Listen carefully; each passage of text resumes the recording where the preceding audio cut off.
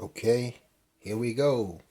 We're gonna look at some Kukris here, and we're gonna see good, fair, and poor quality. So here we got in the tang area, we got good. Over here, we got fair. Let me get down in here. You see why? Got a little space in there, but this is fair. Fairly good.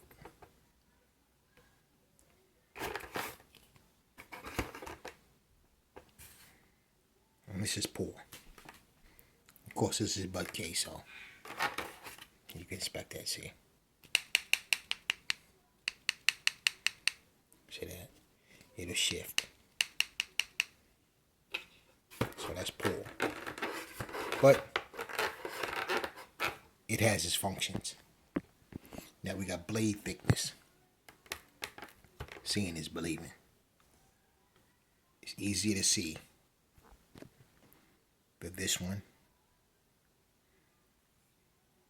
is thicker than this one, which is meaning this one is going to be a lot easier when it comes to wielding versus this one. Even the tang is thicker. Even the tang on the BudK would be considered a 1/4 inch all the way down. Whereas this one tapers really well all the way to the bottom. And this one tapers really well too, but it starts out pretty thick. This is a really thick Kukri.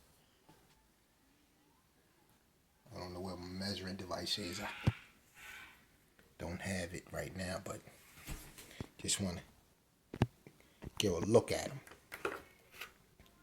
Okay, so this is buffalo horn on the handle with 2 good pins riveted in.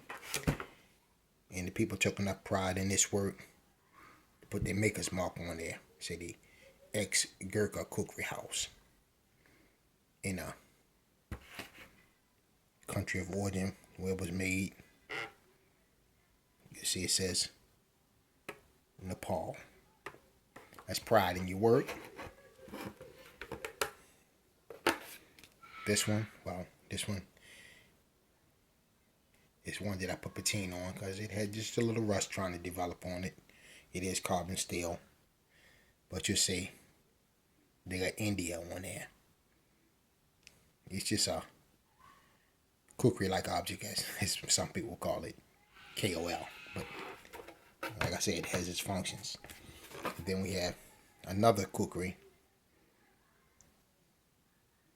and this Kukri came from Kukri Trades. I guess I don't know if it's Kukri Trade or Kukri Trades, but it's called the Gripper. Now, a lot of companies make this same Kukri.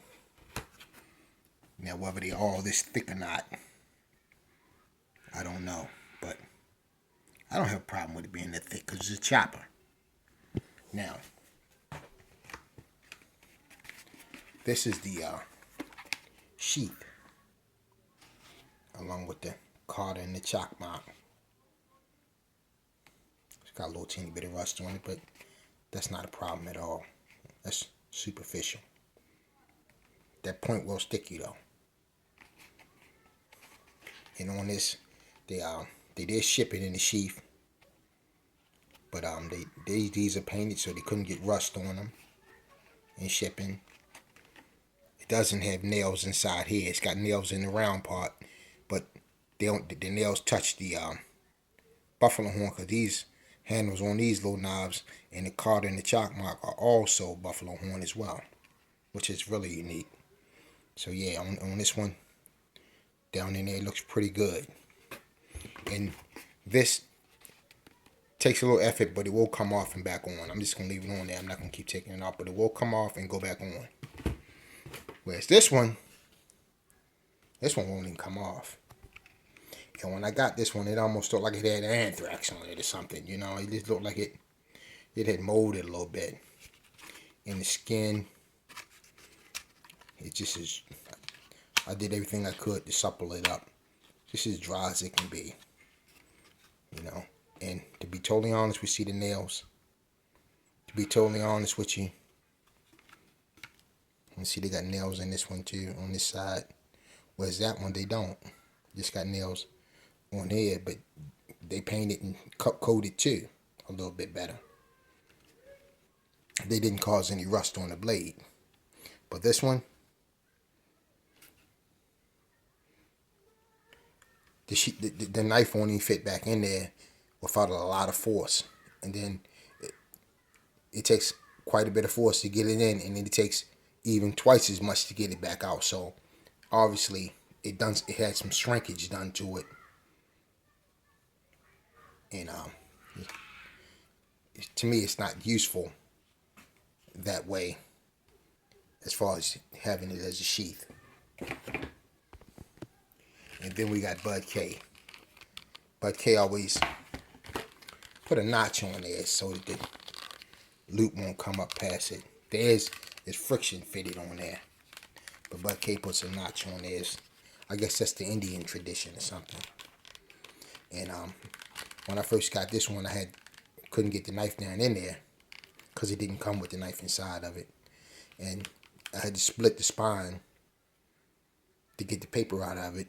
That's once I found out there was paper in there, and then I taped it up, and eventually I just taped it up so to cover the spine up and put some rubber bands on it. But this is what the BudK sheath look like, and a lot of these Indian Kukri sheaths look like this. Now I don't knock the Indian Kukris because some are better than others. I have another one supposed to be coming real soon from Whitestone, and I'm gonna see how that one compares to the BudK, because I know people do get some really good ones, and I just like this Kukri with this thinner blade. You know, it's a 12-inch blade, and if a 12-inch knife was a 1/4 inch thick and had the right edge on it, we all know that they beasts. They can be beasts with that type blade. You know, every knife don't have to be almost a centimeter, and even though this one's not as thick, but every knife don't have to be a centimeter to have power. You know, even if it's forward, have a forward drop in it like the Kukri, the recurve on the Kukri does. You just don't have to have, be that thick. So you have to make sure you got a good grip on it. If you're using it, you're going to be striking it against something, especially if it doesn't bite well. It can get away from you a little bit. Just like a car can get away from you, these Kukris can get away from you too if you're very skilled with them. And I'm just learning with them. So yeah, this is my new addition. And I'll be totally honest with you, I would not hesitate to purchase from this company again. And when you do order from Kukri House, especially if you ex-Gurkha Kukri House, and you order from Amazon, it has to say ex-Gurkha Kukri House in order for it to be one of their Kukris, because other companies are using pretty much the same makers to make the same knives, and they may be rushing them to make theirs, where the ex-Gurkha Kukri House is probably letting them take their time. So with that being said, just want to give some information on what you can look forward to if you buy your Kukri off of Amazon, because I have never ordered directly from any of them's website. So peace, enjoy your knives, and know that you have to look at who's selling the Kukri in order to know who you're getting it from. Take care.